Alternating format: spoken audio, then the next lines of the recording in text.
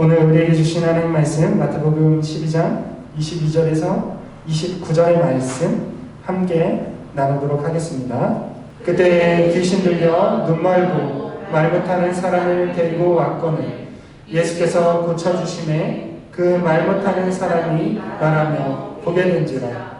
무리가 다 놀라 이르되 이는 바리새의 자손이 아니냐 하니 바리새인들은 듣고 이르되 이가 귀신의 왕 바알세불을 힘입지 않고는 귀신을 쫓아내지 못하느니라 하거늘 예수께서 그들의 생각을 아시고 이르시되 스스로 분쟁하는 나라마다 황폐하여질 것이요 스스로 분쟁하는 동네나 집마다 서지 못하리라.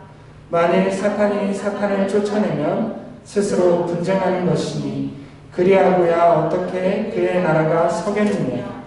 또 내가 바알세불을 힘입어 귀신을 쫓아내냐. 너희의 아들들은 누구를 힘입어 쫓아내느냐. 그러므로 그들이 너희의 재판관이 되리라. 그러나 내가 하나님의 성령을 힘입어 귀신을 쫓아내는 것이며 하나님의 나라가 이미 너희에게 임하였느니라. 사람이 먼저 강한 자를 결박하지 않고서야 어떻게 그 강한 자의 집에 들어가 그 세간을 강탈하겠느냐. 결박한 후에야 그 집을 강탈하리라. 아멘. 오늘 말씀은 중립지대는 없습니다 라는 제목으로 말씀을 나누기 원합니다. 여러분, 어떤 사건이 실제로 일어난 역사적인 사건인지 아니면 누군가가 거짓으로 꾸며낸 가공의 이야기인지 우리가 확인할 수 있는 여러 가지 방법이 있겠지만 확실한 방법이 한 가지 있습니다. 그것은 그 이야기 속에 등장하는 등장인물의 태도를 살펴보는 방법입니다. 오늘 우리가 읽은 이 성경의 본문도 저는 같이 이러한 방법으로 한번 읽어보기 원합니다. 이 등장인물, 이 성경의 이야기 본문에 등장하는 등장인물들의 태도를 통해서 무엇이 역사적인 진실이고 사실이었는지에 대해서 한번 살펴볼 수 있기를 원합니다. 오늘 본문 말씀을 보면 예수님을 반대했던 바리새인들이 등장합니다. 여러분, 제자들은 예수님을 위해서 예수님의 행적을 미화하거나 거짓으로 좋게 꾸며낼 수가 있습니다. 그런데 얼마든지 예수님의 제자들, 예수님을 따르던 사람들은 그렇게 할 수 있지만 예수님을 반대하던 사람들, 예수님을 십자가에 못 박은 사람들은 예수님을 미화할 이유가 전혀 없습니다. 예수님을 옹호할 이유가 없죠. 예수님을 반대하던 사람들은 예수님을 비난했을 것입니다. 조금이라도 무언가 꼬투리를 잡아서 예수님을 헐뜯고 깎아내려고 했습니다. 여러분, 예수님을 반대하고 예수님을 죽이려고 했던 자들은 바리새인들입니다. 이 바리새인들이 예수님을 대하는 태도를 통해서 우리는 예수님이 행하신 일들이 가공의 이야기가 아니라 어느 선에선가 실제로 일어난 사건임을 우리가 알 수 있습니다. 오늘 본문의 사건이 예수님의 행적에 대한 사실성과 진실성을 잘 보여주는 본문이라는 것입니다. 여러분, 바리새인들은 예수님을 죽이려고 의논하고 있었습니다. 예수님이 안식일을 어긴다라는 것으로 인해서 바리새인들은 예수님을 인정하지 않았고 예수님을 죽이려고 했습니다. 그런데 그때 귀신 들려서 눈 멀고 말 못하는 사람을 예수님께 데려왔습니다. 그리고 예수님이 이 사람을 고쳐주셨습니다. 단순히 병을 고치신 것이 아니라 귀신을 쫓아내심으로써 눈 멀고 말 못하는 사람의 증상을 고쳐주신 것입니다. 사람들은 이 사건을 보고 예수님이 다윗의 자손, 메시아가 아니냐라고 말했습니다. 그러자 바리새인들이 이렇게 말하죠. 예수님이 귀신의 왕 바알세불을 힘입어 귀신을 쫓아낸다라고 말하고 있습니다. 여러분, 무엇을 발견하셨습니까? 여러분, 우리는 한 가지 사실을 이 이야기에서 발견해야만 합니다. 예수님을 비방하는 바리새인들조차 오늘 사건, 귀신 들려서 눈 멀고 말 못하는 사람이 치유된 사건 자체는 반박하지 않고 있다는 것입니다.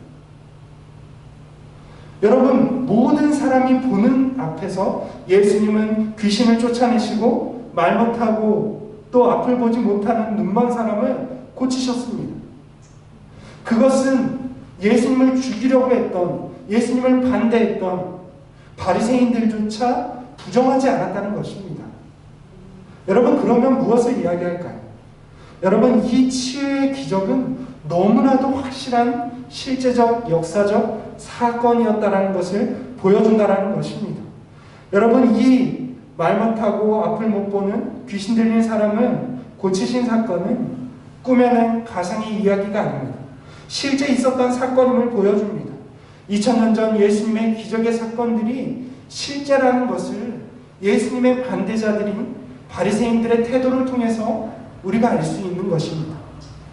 여러분, 바리새인들은 예수님이 귀신을 쫓아내시고 눈 멀고 말 못하는 증상을 고쳐주신 기적 자체를 부인할 수가 없었습니다.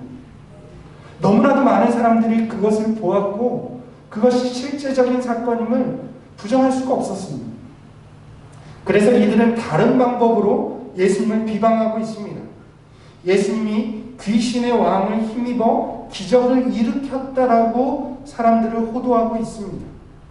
여러분, 왜 하필 바리새인들은 귀신의 왕 바알세불을 힘입어서 귀신을 쫓아낸다 라고 이야기를 했을까요? 여러분, 고대에는 이 바알세불은 고대에 가나안 사람들이 믿었던 신인데, 고대에는 무엇이든지 개체수가 많은 것을 신적인 경배 대상으로 간주했습니다. 뭔가 개체수가 많으면 그 개체수를 많게 하는 존재가 있다라고 생각을 했기 때문입니다. 그래서 파리의 신은, 여러분, 파리가 엄청 때를 이루잖아요. 우리가 보는 집안에 있는 몇몇의 파리가 아니라 파리가 우글우글한 곳이 있잖아요. 뭔가 먹이가 있는 곳에는 파리가 어마어마하게 꼬이거든요. 그러한 개체수가 어마어마하게 많은 파리를 보고 고대인들은 그 파리에 신이 있다고 생각했습니다. 그리고 그 파리의 신은 당연하게도 다산과 관련된 신으로 경배를 했습니다. 그뿐 아니라 이 바알세불이라는 말이 파리의 신, 집의 신, 이런 뜻을 가지고 있는데, 여러분, 파리가 상처에 앉아서 이렇게 핥아먹는 모습을 우리가 볼 수가 있잖아요. 그런데 이것을 보고 고대인들은 파리의 그 핥아먹는, 상처를 핥아먹는 모습을 보고 치료행위라고 간주했습니다. 그래서 이 바알세불은 이 가나안 사람들에게 치료의 신으로 여겨졌습니다. 다산의 신인 동시에 치료의 신이 바로 바알세불인 것이죠. 열왕기하 1장에 보면 북이스라엘의 아하시야 왕이 난간에서 떨어진 사건이 벌어집니다. 이스라엘을 통치하는 왕이 난간에서 떨어진 것이죠. 그래서 심각한 부상을 입었습니다. 그런데 그때의 아하시야 왕이 바알세불을 찾아가서, 구약성경에는 바알세불이라고 하거든요. 이게 비슷한 언어가 약간 바뀐 것인데, 바알세불을 찾아가서 병의 차도를 물었습니다. 왜 그랬을까요? 바알세불이 치료의 신이기 때문에 이스라엘 왕이 하나님을 찾아간 것이 아니라 가나안에 있는 치료의 신을 찾아가서 내 병이, 내 상처가 낫겠느냐라고 물은 것이죠.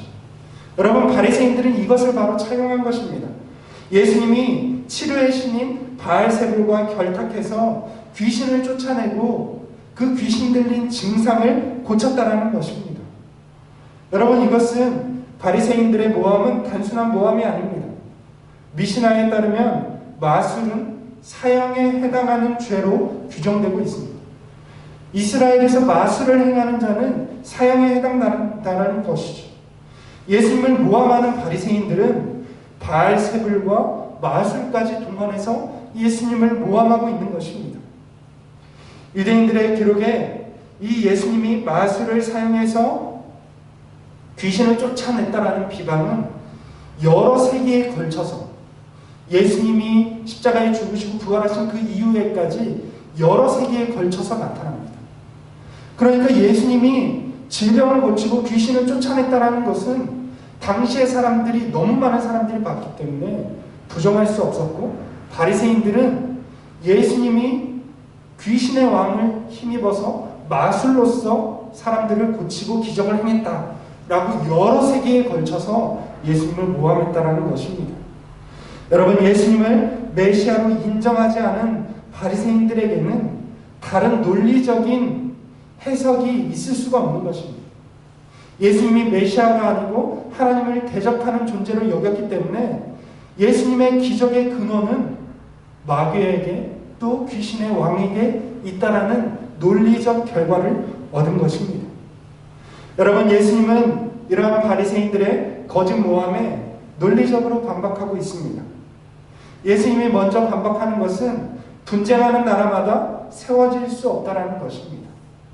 분쟁하는 동네마다, 분열하는 집마다 세워질 수 없다라는 것이죠. 여러분, 그렇습니다. 사탄의 나라도 마찬가지입니다. 사탄의 나라가 분열되었다면 사탄은 그 나라의 진정한 왕일 수 없는 것이죠. 사탄의 나라가 파로 나눠지고 분열이 되어 있다라면 사탄은 진정한 그 나라의 왕이 될 수 없는 것입니다.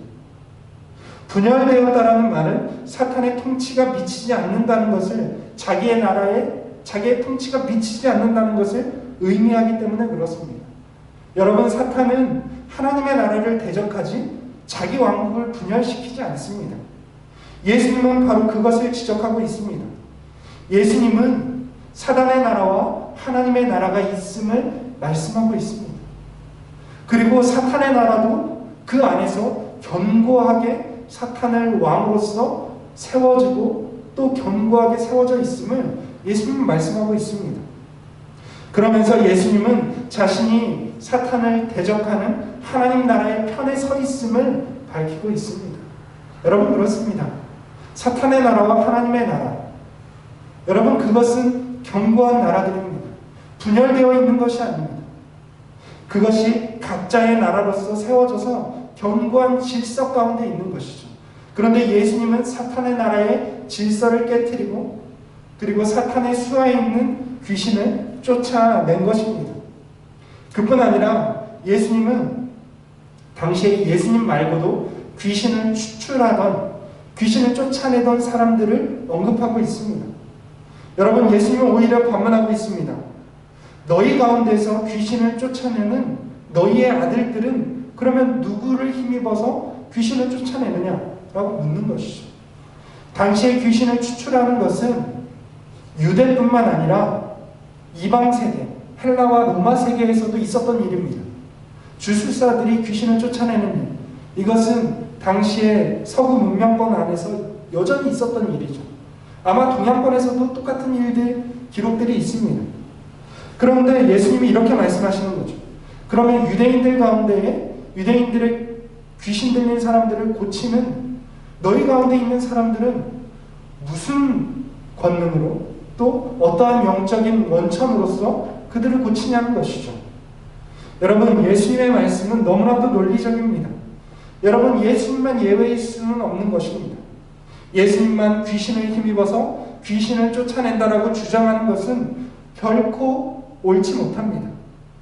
여러분, 그렇습니다. 귀신을 쫓아내는 것은 하나님의 일이지 사단의 일이 아닙니다. 귀신은 자기가 다른 귀신을 쫓아내지 않습니다. 그럴 수가 없는 것이죠. 그렇기 때문에 예수님은 하나님의 성령을 쫓아서 귀신을 쫓아냈다라고 말씀하셨습니다. 그러면서 예수님은 귀신을 쫓아낸 것이 하나님 나라의 임재의 증거라고 말씀하셨습니다. 하나님의 나라는 하나님의 통치가 임하는 나라입니다. 여러분, 하나님의 나라, 하나님의 통치가 임하면 귀신이 떠나갈 수밖에 없습니다. 질병도 떠나갈 수밖에 없습니다. 하나님이 통치하시는 곳에는 사탄이 물러갈 수밖에 없는 것입니다. 예수님은 하나님의 통치가 미치는 하나님의 나라를 사람들에게 보여주고 있습니다. 귀신이 쫓겨나가고 질병이 떠나갑니다. 그럼에도 이 놀라운 하나님 나라의 임재를 거부하는 바리새인들은 예수님을 비방했으며 사단의 통치 아래 있음을 스스로 보여주고 있습니다. 여러분, 그렇습니다. 예수님께서 귀신을 쫓아내신 사건은 사탄의 나라에서 볼 때는 엄청난 영향을 미치는 사건이었습니다. 어째서 그렇습니까? 29절 말씀을 보면 예수님이 이렇게 말씀하십니다. 강한 자를 결박해야 강한 자의 집에서 세간을 강탈할 수 있다라고 말씀하십니다. 예수님이 뭔가 강도짓을 하겠다라는 것이 아니라, 여러분, 귀신을 쫓아내신 사건은 예수님께서 그 집에 있는 가장 강한 자 사탄을 결박하시고 그 나라에 있는 존재를 빼앗아 승리하셨음을 보여주는 사건이라는 것입니다. 여러분, 어떻게 예수님이 귀신을 쫓아낼 수 있었습니까? 여러분, 예수님은 이미 예수님의 탄생과 그의 사역을 통해서 사단으로부터 결정적인 승리를 거두셨습니다.